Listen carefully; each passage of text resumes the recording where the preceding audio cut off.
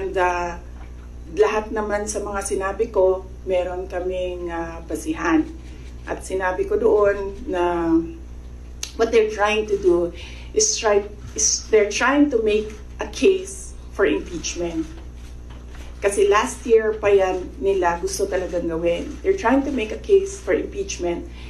Dahil wala silang ebidensya, ang ginagawa nila, nag-fishing sila dito sa mga tanong sa loob.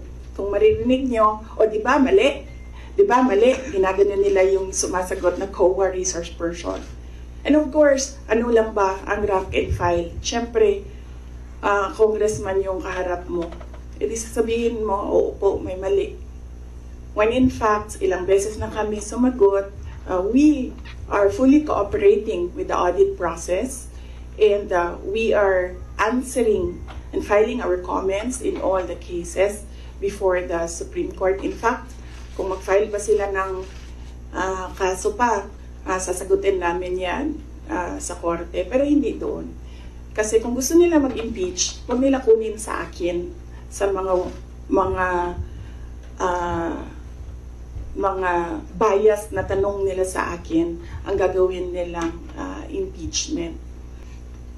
Nakalagay doon sa Constitution, the rights of persons appearing therein or affected thereby shall be respected. Nakalagay doon. So, ibig sabihin, dahil in aid of legislation lang ito at hindi naman ito prosecution or investigation, ibig sabihin pwede humindi ang tao, di ba? Kasi, ayoko sumali sa pag-craft ng legislation nyo, bakit nyo ko pipilitin? Di maghanap kayo ng ibang resource person. Ang dami namang previous vice presidents dyan. Napakalapit ni former President Gloria Arroyo sa kanila. Yun na tawagin nila, gawin nilang resource person kung meron talaga silang batas na ginagawa about sa Office of the Vice President. And then ang huli nun is sub judice. Ang daming questions nila na kaparte ng 3 cases na final sa Supreme Court na dapat hindi pinag-uusapan sa labas ng korte. At yung huli, sinabi namin paulit-ulit, nandun kami sa loob ng Commission on Audit.